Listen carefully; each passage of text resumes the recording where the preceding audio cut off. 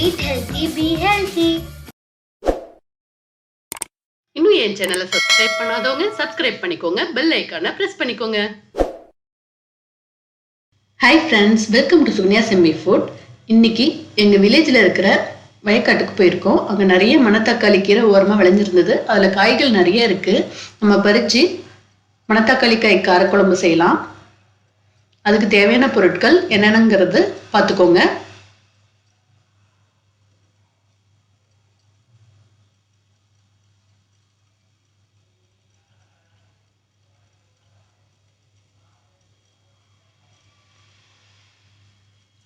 வாங்க இப்போ எப்படி செய்யலாங்கிறத பார்ப்போம். ஒரு பேனில் இல்லை கடாயில் நல்லெண்ணெய் தேவையான அளவு ஆட் பண்ணிக்கோங்க. 2 குழிக்கரண்டி அளவுக்கு நான் ஆட் பண்ணியிருக்கேன்.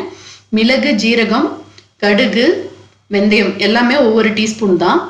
இது நல்லா பொரியணும். வரமிளகாய் 2 கிள்ளி போட்டுக்கோங்க.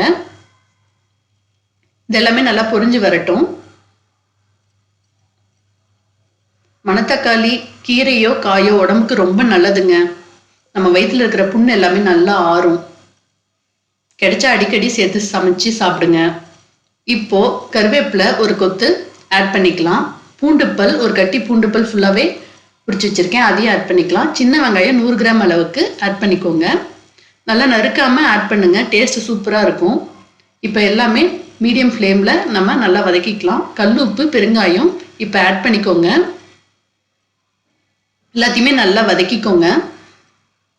மஞ்சத்தூள் ஒரு டீஸ்பூன் அளவுக்கு ஆட் பண்ணிக்கோங்க. நல்லா வதங்கட்டும் எண்ணெயிலேயே. மணத்தக்காளி காய் பசங்க சாப்பிட மாட்டாங்க. நல்லா எண்ணெயில் வதக்கி கொடுத்தீங்கன்னா அதோட கசப்பு டேஸ்ட் இருக்காது.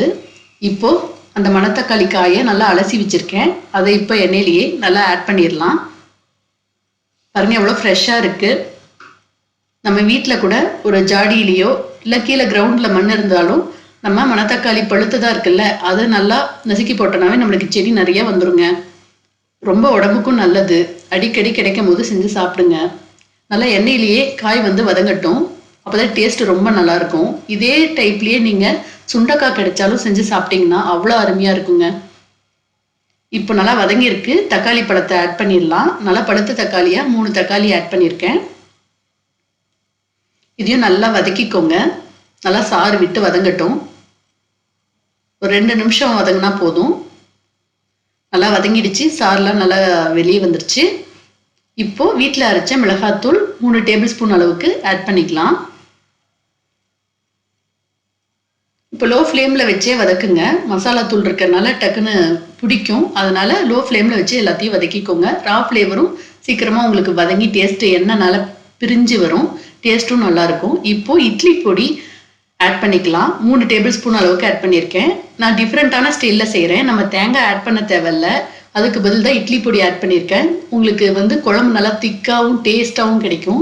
இது மாதிரி செஞ்சு பாருங்கள். நல்லா வதக்கிக்கோங்க. மசாலா எல்லாமே ரா ஃப்ளேவர் போகட்டும். போயிடுச்சு ரா ஃப்ளேவர். இப்போது புளி கரைச்சல் 2 கப் அளவுக்கு எடுத்து வச்சுருக்கேன். நல்லா 2 எலுமிச்சங்காய் அளவுக்கு எடுத்து அதை கரைச்சியாக தனியாக ஆட் பண்ணிக்கோங்க.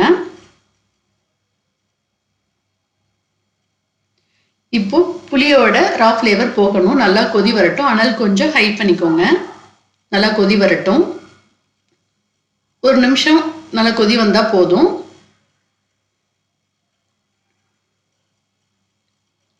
நல்லா கொதி வந்துருச்சு. இப்போ இது ஆப்ஷனல் தான். வரமிளகாத்தூள் கலருக்கும் நல்லா காரத்தை கொடுக்கறதுக்காகவும் ஆட் பண்ணுற ஒரு 1/2 டீஸ்பூன். வேணும்னா ஆட் பண்ணிக்கலாம், இல்லாட்டி தேவையில்லை. இதையும் நல்லா மிக்ஸ் பண்ணி கொஞ்சம் ரா ஃப்ளேவர் போகிற வரைக்கும் மிக்ஸ் பண்ணிக்கோங்க.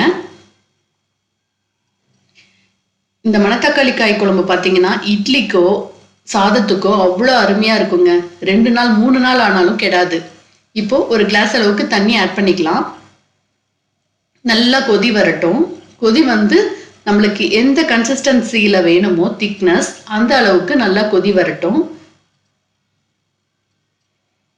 ஒரு டேஸ்ட்டுக்காக ஒரு டீஸ்பூன் அளவுக்கு வெல்லம் ஆட் பண்ணிடலாம்.